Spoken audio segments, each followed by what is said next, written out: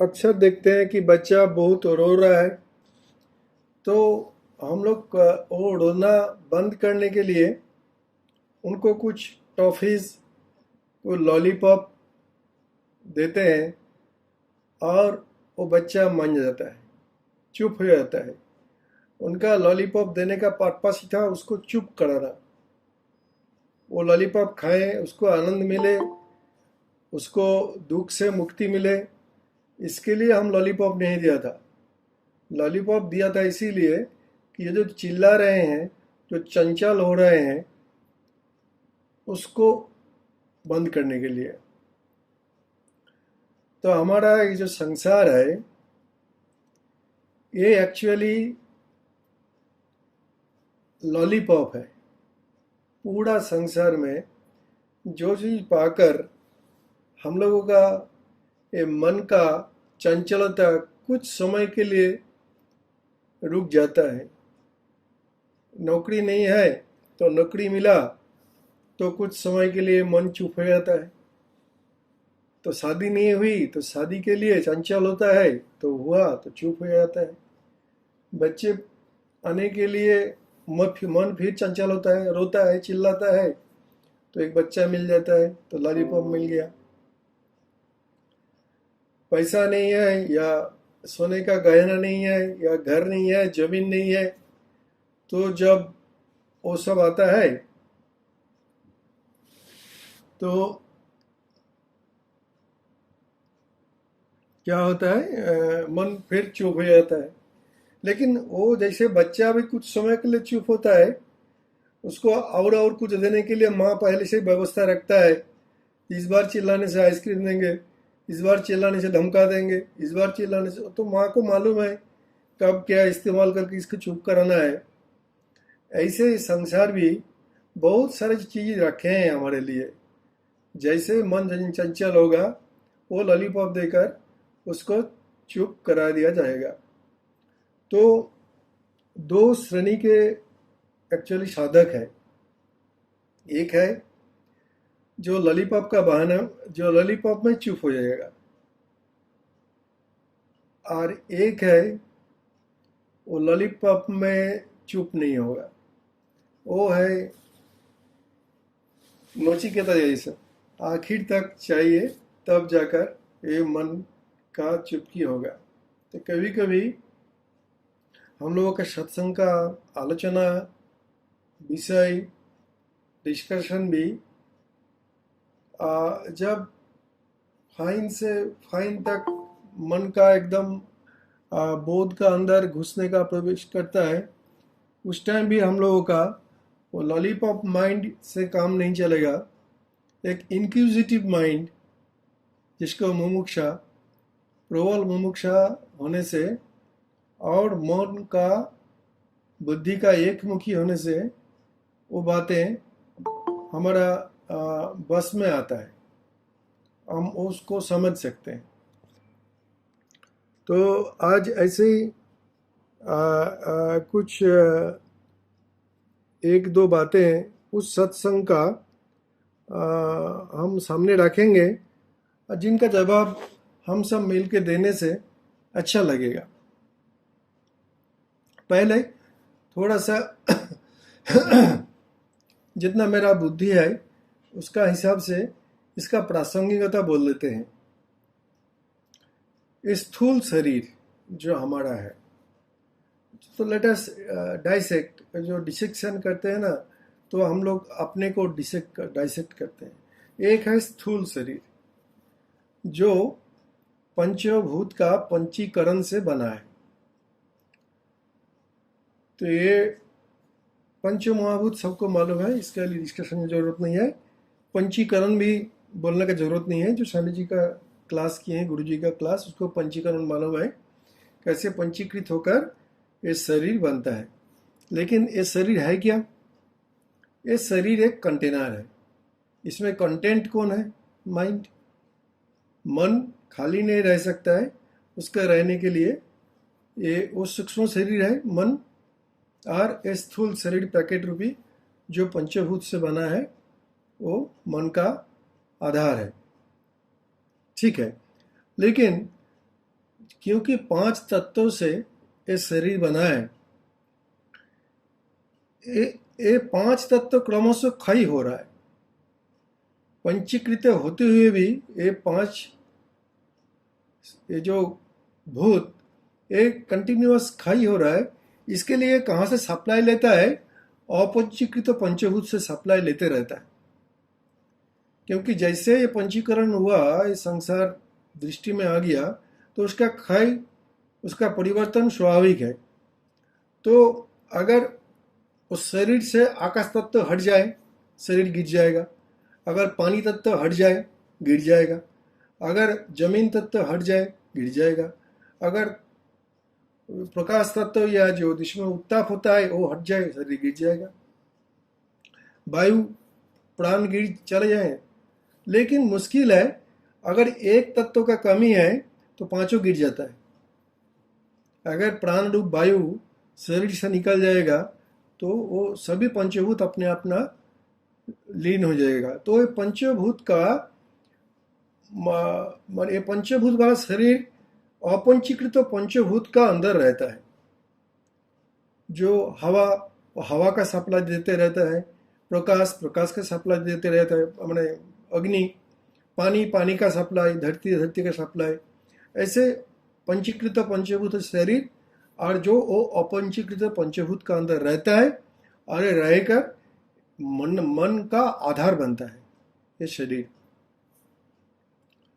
और एक बात समझेंगे कि ये मन किस लिए बने। मन ही भोग करता है। मन ही ये जगत को भोग करते हैं। अभी मन का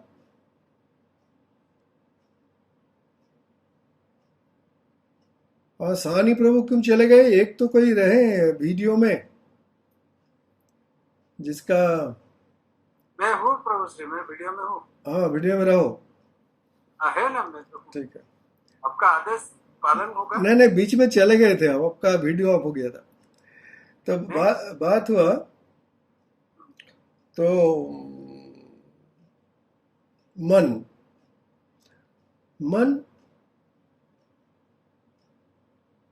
भोग कैसे करता है? सुख दुख का माध्यम से। मन का मोटा मोटी भोग का दो ही पर्याय है, एक सुख और दुख। दोनों ही मन को दुख भोगना पड़ता है और सुख भोगने के लिए वो इच्छुक रहता है। और मुनि ज्ञानी लोग बोलते हैं, जिसको सुख बोलकर मन भोगता है, कुछ समय बाद वो दुख का रूप ले लेता है। उसके लिए क्या चाहिए? उसके लिए एक थर्ड चीज है, ना सुख ना दुख, वो है आनंद। वो आनंद कब होगा? देखेंगे। परिवार में हमको खुश कब लगता है? हम खुश कब होते हैं? परिवार में हम नहीं है लेकिन सब काम ठीक से हो रहा है, ये अगर हम देख लिया तो हमको खुशी लगता है, अच्छा लगता है।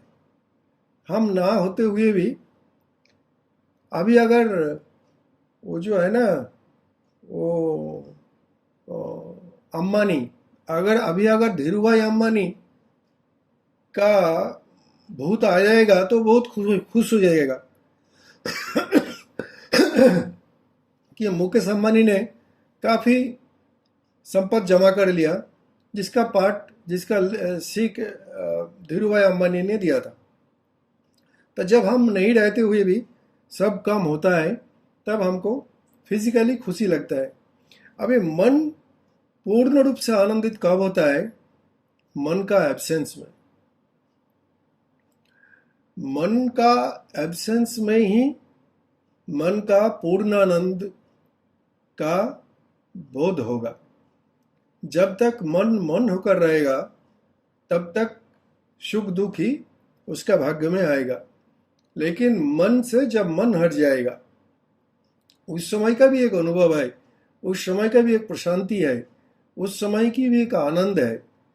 जैसे मन रहते हुए सुख दुख स्मृति, विभिन्न तरह का स्मृति का उदय होता है, थॉट्स का वेव आता है, ऐसे मन नाश होने से वो जो अपरिमित शांति, जिसका हम थोड़ा सा भोग करते हैं, कब? जब सुषुप्ति में रहते हैं। जागकर, सुसुप्ति में तो सुख का बोध नहीं होता है, लेकिन जब जागकर उठते हैं तब हमको उस सुख का याद आता है। ऐसे ही जब मन में मन न रहे तब आनंद का अनुभव होता है। शरीर है, मन भी है, लेकिन मन में मन नहीं है। It is there but non functional, not working, not participating, शांत, चुप। तो वो एक शांत हमारा आनंद का द्वार है, क्योंकि मन जब जैसे ही शांत हो जाता है तो जैसे कि परमार्थिक आनंद घेर लेता है। वो मन के आपाधापी के लिए ही उसको हम फील नहीं कर पाते हैं, otherwise we are that, and हम लोग उसी में, उसी परिमंडल में ही ऑलवेज रहते हैं। आज सुबह एक बात हुआ था, ब्रह्म भाव देहो भाव। ये बात बार बार भी हम लोगों का अंदर उठता है कि ब्रह्म भाव, देहो भाव, आत्म भाव। ब्रह्म आत्मा, ब्रह्म देह, ये दोनों ही हम लोगों का माने बुद्धि में है। देह मतलब ये जो दिखा रहा है स्थूल देह, और ब्रह्म मतलब जो सबका साक्षी, जिसको कोई नहीं देखता है, लेकिन जो सबको देखता है, जो सब में है और सब कुछ जिसमें है, तो तीनों काल में जैसा कि तैसा है। उसी के ऐसे विभिन्न प्रकार देकर हम ब्रह्म को समझने के लिए कोशिश किए। लेकिन जिसको हम समझे नहीं भाव, कोई हमको बोलेगा यहाँ उपस्थित भाव क्या होता है, ब्रह्म या देह बात छोड़ दूं, लेकिन भाव क्या होता है, भाव कैसे जन्म लेता है, कौन सा चीज भाव बनता है। मन की स्थिति जैसे जिस हिसाब से चल रही है उसी का ही नाम भाव है दादा। कभी अच्छी कभी बुरी, जैसे जो भी भाव चल रहा है, तो कभी कभी भाव बहुत हो जाते हैं कि भगवत भक्ति में लीन हो जाते हैं, कभी बहुत दुखी हो जाते हैं। तो मन की स्थिति ही है ये। ठीक है, इसको अगर हम ठीक से एनालाइज करें, कोई भी संसार का विषय को आप जैसे जानते हैं, कोई भी संसार का विषय को आप जैसे जानते हैं, जब वो वस्तु आपके सामने आता है तब आपका अंदर जो उदय होता है वो भाव है। भाव का पीछे ये है कि आप उस वस्तु को कौन सा रूप से पहचानते हैं। जैसे आपका पुत्र को आप देखेंगे तो आपका अंदर जो भाव होगा, दूसरे स्त्री को, दूसरे को लेडी को आप ही का पुत्र को देखने से वो भाव नहीं होगा, उसका एक बालक का भाव होगा कि सामने एक बालक खड़ा है, लेकिन आपके लिए पुत्र भाव होगा। कोई भी वस्तु को हम कैसे जानते हैं वो उसका ऊपर डिपेंड करता है कि उस वस्तु आपके लिए कौन सा वाइब्रेशन मन का अंदर ले आता है, जिसको हम भाव बोलते हैं। कौन सा दशा में ले आता है आपका मन को, इसी का इसको हम भाव बोलते हैं। तो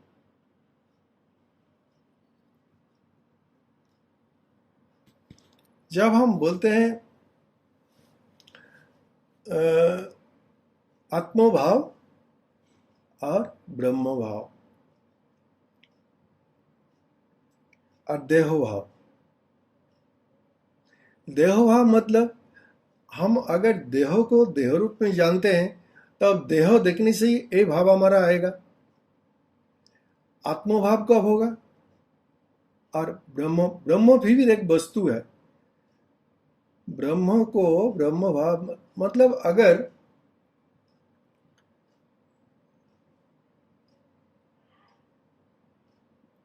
सिया राम मैं सब रूप सब जग जानी, अगर हम सियाराम को समस्त तो मैं जानता हूं, अर्थात समस्त तो और नहीं है, सियाराम ही है। वो जो भाव है वो ब्रह्म भाव। तो वो भाव कैसे आएगा? जब तक जगत का हर वस्तु का पीछे आगे सर्वत्र जो ब्रह्म तत्व है उसको हम अगर नहीं जाना तो उसी वस्तु को देखकर हमको वो भाव कैसे आएगा? अगर उसको हम व्यक्ति जाना तो व्यक्ति भाव आएगा, अगर पुत्र जाना पुत्र भाव आएगा, अगर स्वामी जाना तो स्वामी भाव आएगा, अगर पत्नी जाना तो पत्नी भाव, और अगर परमात्मा जाना। प्रभु श्री क्षमा चाहता हूँ थोड़ी सी। ये भाव जो तत्व को हम स्वीकार करते हैं, जो स्वीकारना जो है उसी को ही भाव कहते हैं। ठीक, जिस तत्व को ठीक। स्वीकार करते ठीक ठीक ठीक हैं, आत्मा को स्वीकार करते हैं, इसलिए मैं आत्मा हूँ कहते हैं, ये भाव है। और आत्मा में होना स्वभाव है। जी प्रभु। ठीक। तो पहले बात है कि वो भाव पैदा करने के लिए उस विषय का आपका किस तरह से आपका मन बुद्धि उसको लिया, ये बहुत जरूरी है। अगर आप पुत्र रूप से लिए और आप ब्रह्म भाव में रहना चाहते हो तो वो कैसे होगा? होगा नहीं। अगर जगत को हम परमात्मा का हिसाब से लिए तब ही अंदर ये भाव जागृत होगा, अदरवाइज नहीं होगा। तो इसका पहले भाव का पीछे है जानना, ज्ञान, ये पहले है, फिर जाकर ये भाव में आएगा। अगर ज्ञान ही सत्य में स्थित नहीं है तो वो सत्य भाव नहीं आएगा, एक खंडित भाव ही आएगा, इन एनी फॉर्म एक खंडित भाव ही आएगा। और इसी के लिए ही तो हमारा अद्वैत ज्ञान, अद्वैत ज्ञान में दो चीज होता है। एक मन का पूर्ण नाश से आनंद का स्थिति होता है। मन दो का अंदर, दो नहीं तो मन नहीं, कम से कम दो चाहिए मन को। अगर दो नहीं है तो मन नहीं है, अगर एक ही है मन नहीं है। मन दो से ही होता है और एक में मन खत्म हो जाता है। तो ये जो अद्वैत ज्ञान, ये ठीक भाव से जानने के लिए दिखेगा तो वही भगवान बुद्ध ने जो देखा, रामकृष्ण ने जो देखा, कृष्ण ने जो देखा, राम का दो आंख ने जो देखा, हम लोग वही देख रहे हैं। कुछ भी हो, हमसे होली नहीं देखा या अनहोली नहीं देखा। यही समाज संस्कार, पेड़ पौधा, नदी, आकाश, जमीन, यही वो भी देखे हमें। लेकिन वो ज्ञान का कौन अवस्था में जाकर इसी वस्तु को किस रूप से जाना? देखा तो यही, लेकिन जाना किस रूप से? देखा तो यही चीज, लेकिन इसको जब परसीव किया, जो जब अंदर लिया तो किस रूप से लिया? क्या उस वस्तु या व्यक्ति और घटना रूप से लिया कि मेरा तेरा इस रूप से लिया? नहीं, इसका रिसीविंग ही हुआ एक परमात्मा रूप से। तो अद्वैत ज्ञान क्या करता है? हमको मन का प्रभाव से मुक्त करता है और समस्त चीज का एक्चुअल जो अंतर्निहित अर्थ उसके साथ हमको परिचित कराता है। अगर वो हमारा ज्ञान में नहीं है तो वो बोध में भी नहीं आएगा और वो भाव में भी नहीं आएगा। हम लोग बोलते रहेंगे ब्रह्म भाव, लेकिन रहेंगे व्यक्ति भाव में, खंडित भाव में, और वो आलोचना करेंगे ब्रह्म भाव के। और एक बात हम सभी को पूछेंगे, मैं ब्रह्म हूं, क्या ये अवस्था कभी प्रैक्टिकेबल है? सोचकर जवाब दीजिएगा। मैं ब्रह्म हूं, क्या ये कभी सच हो सकता है?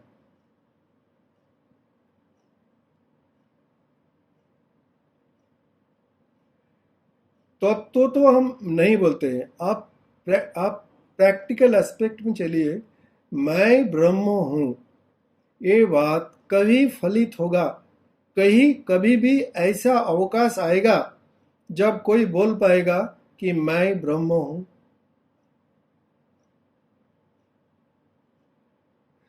देखेंगे मैं देखें। हाँ बोलो। प्रभु मैं ब्रह्म हूँ, ये जो वाक्य है ये एक स्वीकार करना है ब्रह्म को जानकर। जिसको जाना और स्वीकार किया है तो इसने कहा कि मैं ब्रह्म हूँ। और जब तक मैं ब्रह्म हूँ कहा, अद्वैत ज्ञान में वो नहीं आ सकता है, अद्वैत के अंदर चला जाता है। ठीक है, कि उसमें दो की उपस्थिति होती है, ठीक मैं है। का और ब्रह्म का दो की उपस्थिति होती है। तो मैं ब्रह्म हूँ जगह में अगर कहे मैं हूँ तो वो स्वीकार्य है, वो अद्वैत है। ठीक है, इसको भी हम बात करते हैं। Thank you. जी इंदिरा दीदी। प्रभु श्री मैं हूँ भी नहीं, खाली हूँ बस। ठीक बहुत धन्यवाद, वो भी ठीक सत्य है। ठीक है, वो मैं हूँ कहने से भी ठीक है। मैं भी एक प्रकार का प्रभाव है हूँ का ऊपर, हूँ ही सत्य। मैं ही ब्रह्म हूँ, ये भी चलेगा। ठीक है, मैं हूँ ही सत्य है, हूँ सत्य है, हूँ इसको यूं भी बोला जा सकता है। हूँ मतलब होना। दीदी कुछ बोलेंगे? इंदिरा दीदी। मैं ये बोलती हूँ कि जगत क्या जगत चेतना है नॉट हूँ ये बात सच है है। ना। आप लेट मी एक्सप्लेन। मैं शब्द कहाँ से आता है? From one. नहीं, अब सुनिए, फ्रॉम वननेस और फ्रॉम डिवीजन। यस, मैं अगर डिवीजन है तो इसके साथ ब्रह्मों का कॉम्पैटिबिलिटी नहीं हो सकता। नहीं तो मैं एक शब्द है जो अद्वैत को फलित नहीं करता है। द्वैत भाव से मैं शब्द आया है, इसमें द्वैतता है। ये व्यक्ति विशेष हो गया ना दादा, विशेष सत्ता हो गई ना। सुनिए, परमात्मा अद्वैत सत्ता है। पूरा ब्रह्मांड ही परमात्मा हो जाएगा। मैं ब्रह्म नहीं हो सकता है, सत्ता ब्रह्म हो जाएगा, सब कुछ ब्रह्म हो जाएगा। उसमें मैं ब्रह्म बोलने के लिए कोई बचेगा नहीं। जब तक मैं ब्रह्म हूँ बोलने के लिए कोई बचा है, वो जो पर्सपेक्टिव है वो प्रैक्टिकेबल नहीं, वो प्रैक्टिकल नहीं है। That is a theoretical saying कि मैं ब्रह्म हूँ। ऐसा स्टेज को भी होगा नहीं। कैसे आप एक स्टेज मान लीजिए कि चारों साइड से पानी है और एक पानी का कण बोल सकता है कि मैं पानी हूं? पूरा समुद्र का अंदर जिसमें पानी ही पानी है, एक वाटर बॉडी में एक अंदर 1 किलोमीटर अंदर एक पानी का बूंद क्या बोल सकता है मैं ही पानी हूं? संभव है? ये एक प्रैक्टिकल सेइंग नहीं है, एक थियोरिटिकल सेइंग मैं ब्रह्म है। पूरा सत्ता ही ब्रह्म है, पूरा सत्ता ब्रह्म है। तब जाकर देखिए ये बात फलित होगा। लेकिन मैं देखिए बोलो ना, बोलिए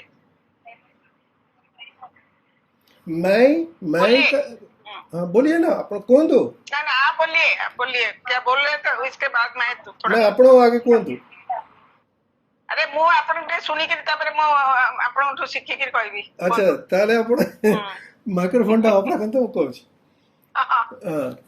तो ये जो मैं ब्रह्म हूँ, देखेंगे इधर एक जैसे कि एक मिलता नहीं। मैं ये शब्द इन आइसोलेशन हुआ है, वो सर्व को स्वीकार नहीं करता है। और ब्रह्म सब तो अकेला मैं कभी ब्रह्म नहीं हो सकता हूं, पूरा सत्ता ब्रह्म हो सकता है। दादा आज ये वाली बात बोल के आपने मेरे दिमाग की बहुत बड़ी उलझन को बात ने आज क्लियर किया। प्रभु इसीलिए हम सोचा कि कुछ फंडामेंटल जो हम लोगों का सुंदर दादा। Let us reach the fundament aspect of Advaita Vedanta. कभी कभी हम बातों का बाहर से वहां तक पहुंचते नहीं या बुद्धि के वहां लेते नहीं।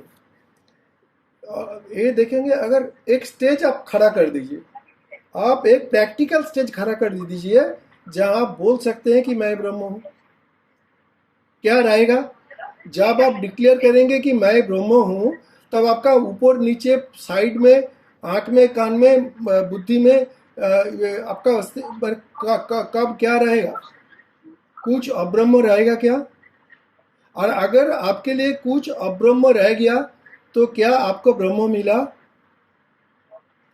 और अगर सीमाहीन ब्रह्मत्व के में कौन डिक्लेयर करेगा कि मैं ही ब्रह्म हूं? ऐसा नहीं हो सकता, ऐसा नहीं हो सकता।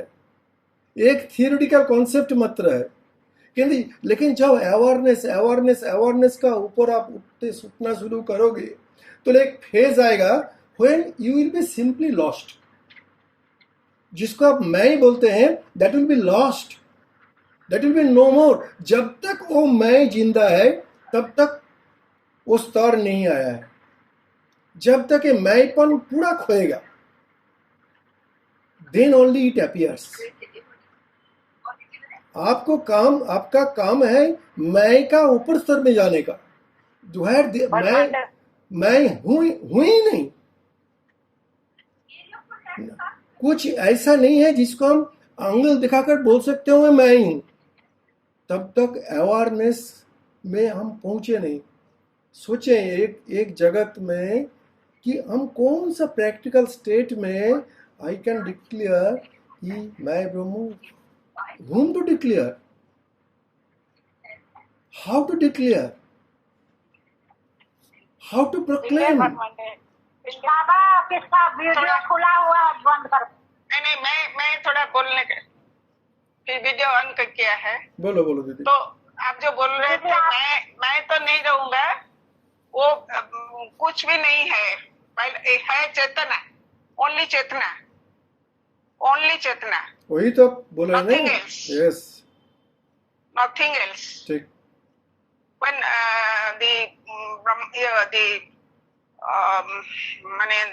during the creation there was nothing, only the awareness. But awareness again, we can tell that whose awareness. That is a general. To my understanding, that is only that awareness है। So चेतना के लिए तो कोई अभिव्यक्ति कोई नहीं बोल सकता कि चेतना मैं हूँ, वो तो बोल नहीं सकता ना, जरूरत नहीं है तो कर्ता को ढूंढने ये की। है। और जगत का सृष्टि तो ऐसे हुआ है बोलते हैं। तो इसके बाद जब शब्द सृष्टि हुआ, शब्द के पहले वाइब्रेशन हुआ, वाइब्रेशन से फिर शब्द का सृष्टि हुआ। तो मेरे जो अंडरस्टैंडिंग है, तो कोई इधर कोई बचे नहीं है बोलने के लिए भी कोई नहीं बचेंगे। ठीक। खाली तो ऐसी बात है कि अस्तित्व में, तो ये अस्तित्व को कौन बोलेगा कि मैं अस्तित्व हूँ? ठीक। कोई जस्ट जैसे आप बोले ना, समुद्र, डीप से सी में, तो जल क्या बोल सकता है कि मैं जल हूँ? तो समुद्र ही समुद्र। ठीक। तो मेरे ये अंडरस्टैंडिंग है। ठीक। आई मे बी रॉन्ग। नहीं, इट इज करेक्ट। हाँ, तो ये अस्तित्व, खोलिए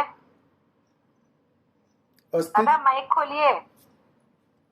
हाँ, तो ये एक अस्तित्व ही परमात्मा बन जाता है। There is nobody left. Please आप हो गया। कोई रहता नहीं कि प्रोक्लेम करने के लिए कि मैं कौन हूँ, कैसा हूँ, कैसा। हम सबको यह अनुभव आएगा, provided we go to the higher rims of awareness. Higher rims of awareness में जाने से ये जो कब मालूम ही नहीं होगा, everything start vanishing, fading up, सब फेडिंग अप, हेजी होकर, फेड होकर कुछ नहीं रहता है। एक माने अप्रकाश, तत्कालीन अप्रकाश, और जागने के बाद आनंद का स्थिति, आनंद का अनुभव वही रहता है। अच्छा, और एक मौलिक बात हम करते हैं, मैंने जस्ट थोड़ा आई एम नॉट ये एनीथिंग बट ओनली मैं चाहता हूँ कि सबका दिमाग चॉकलेट में खुशी ना हो, और कम से कम अपने का समझने के लिए बुद्धि को थोड़ा सा व्यवहार करें, प्रयोग करें। अच्छा, मैं सत्य हूँ, सत्य है, और जगत मिथ्या है। मैं सत्य है और जगत मिथ्या है। एक शब्द है, मैं ब्रह्म हूँ, एकमात्र सत्य है, मैं ब्रह्म, और जगत मिथ्या है। एक बात है, और एक बात है, मैं मिथ्या है और जगत सत्य है। मैं मिथ्या है और जगत सत्य है। इसमें कौन तीनों सा? बातें फिर से बोलिए दादा, तीनों बातें फिर से ना, बताइए। हम दो बात बोले हैं। एक है मैं सत्य जगत मिथ्या, और एक है मैं मिथ्या जगत सत्य। सोचेंगे, गंभीर जाकर दोनों बात को सोचना पड़ेगा with the help of your awakened awareness, your awakened intelligence. बार बार हम बोलते हैं संसार का काम करने के लिए बुद्धि को कुछ जरूरत नहीं होता है, कोई भी सब्जी, लेकिन परमात्मा को समझने के लिए वी मस्ट ओपन अप।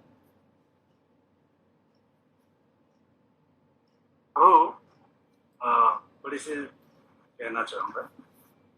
अभी जैसे इंदिरा दीदी भी बोल रही थी, कुछ शास्त्र में ये वर्णन है, संत मुनि ऋषियों को द्वारा जो लिखा हुआ है ग्रंथ, जो सब ग्रंथ है उसमें ही वर्णन है। परमात्मा ने दिव्य संकल्प लिया है और वो संकल्प को इच्छा शक्ति कहा गया है, और जिस संकल्प के कारण भगवान ने यही विकल्प कि मैं एक हूँ, यही संकल्प लिया है कि मैं एक हूँ और अनंत हो जाऊं, इसलिए भगवान सब नाम रूपों में हो गए हैं, शास्त्र में वर्णन। और जीव रूप से इसे अपने हृदय अर्थात गृह सर्वत्र में प्रविष्ट हो गए, और मैं के रूप में अपनी सत्ता को बता रहे हैं, मैं के रूप में। तो ये जो व्यष्टि ब्रह्म है, जिसको व्यष्टि ब्रह्म रूप से वर्णन किया गया है, तो ये व्यष्टि ब्रह्म का समष्टि ही है। व्यष्टि ब्रह्म अगर हूं तो समष्टि ब्रह्म है, तो हूं और है में भी कोई अंतर नहीं है।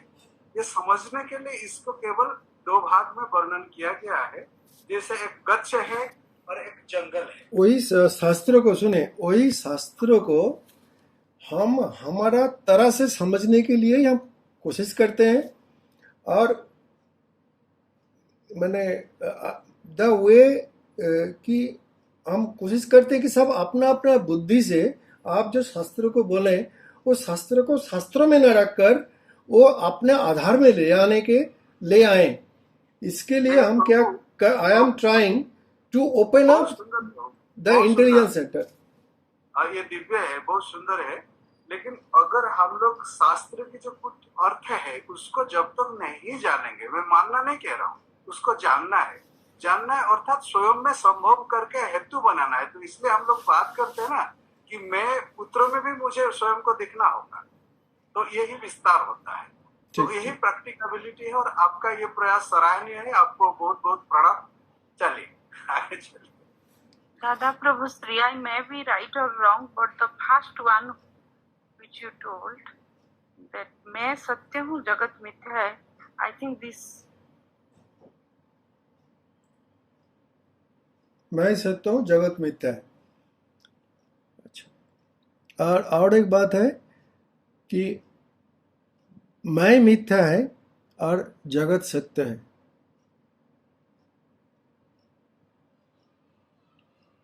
यही दोनों शब्दों को लगा है।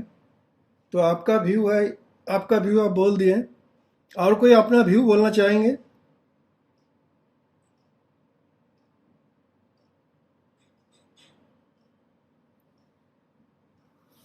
दादा, एक ये उर्मिला इतना बुद्धिमान तो नहीं है, ये मोर मोर बुद्धि वाली। आप लोग जैसे किताब के बाद ये और इसका एक जैसे स्वामी जी के क्लास में मूर्ख लोग भी बैठते हैं, वो भी बहुत ऊपर उठ जाते हैं।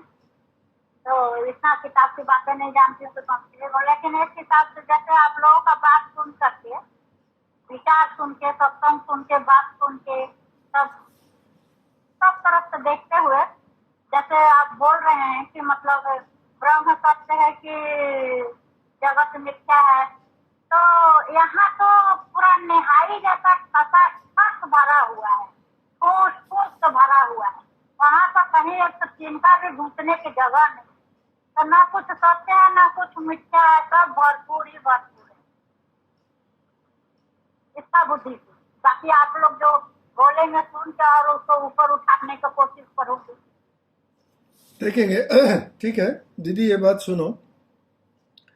अगर मैं सत्य हो जाए, अगर मैं, जिसको पहले क्या ज्ञान था, देहो मैं हूं, पहले क्या ज्ञान था, देहो मैं हूं,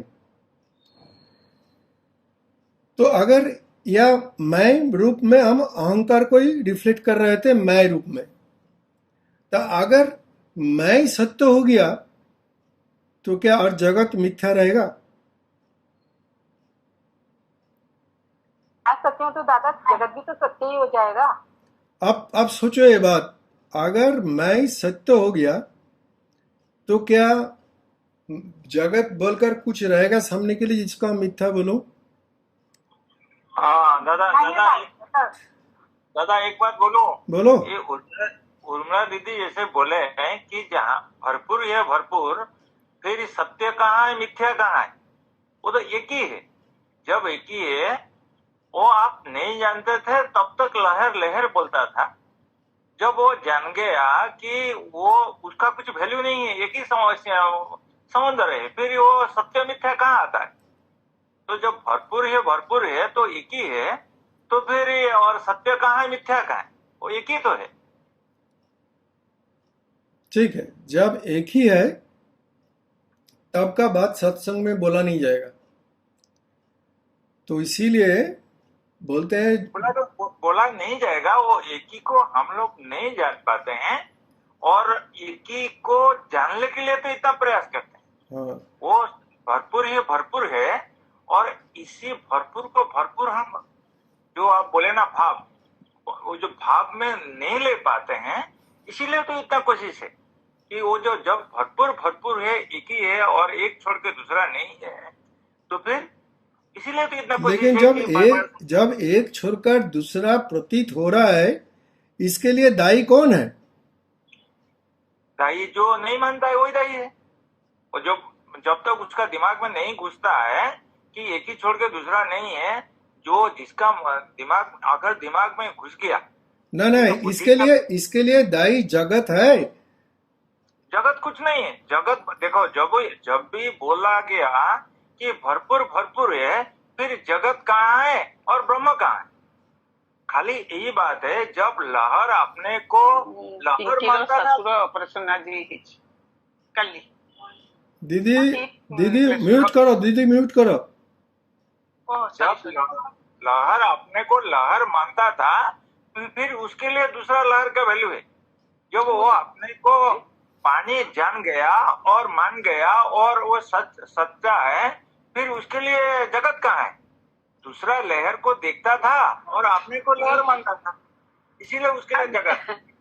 अज्ञानता के कारण सब कुछ हो रहा है। तो इसीलिए जब एक ही है, जब तक नहीं एक ही उसका अनुभव में नहीं आता, वो भाव में नहीं आता, तो इसलिए इतना प्रयास है। लेकिन एक ही तो है, एक ही छोड़ के और कुछ है ही नहीं। बिल्कुल ठीक कह रहे हैं भैया। दादा मैं सत्य हूँ तो फिर मेरा ही तो पसारा है, तो संसार में सब कुछ सत्य है। जी मैं सत्य हूँ ना, मैं सत्य हूँ तो मेरा ही पसारा, जगत में भी तो मेरा ही पसारा है, तो वो भी सत्य, सब कुछ एक ही तो हो गया। सब सत्य है। नहीं सब देखिए अभी लंका बाबू ने बोला, इसको आप समझिए, या पहले ये पूरा जगत, जो जगत दिखता है, ये किसके कारण? अज्ञानता का कारण। जब अज्ञान की जगह में ज्ञान आ जाएगा तब ये जगत रहेगा? नहीं रहेगा, सब कुछ गम हो जाएगा। फिर मैं सत्य तो जगत भी सत्य। हाँ, मैं तो सत्य तो जगत तो भी तो सत्य। दैट मीन्स जगत सत्य होकर खड़ा है।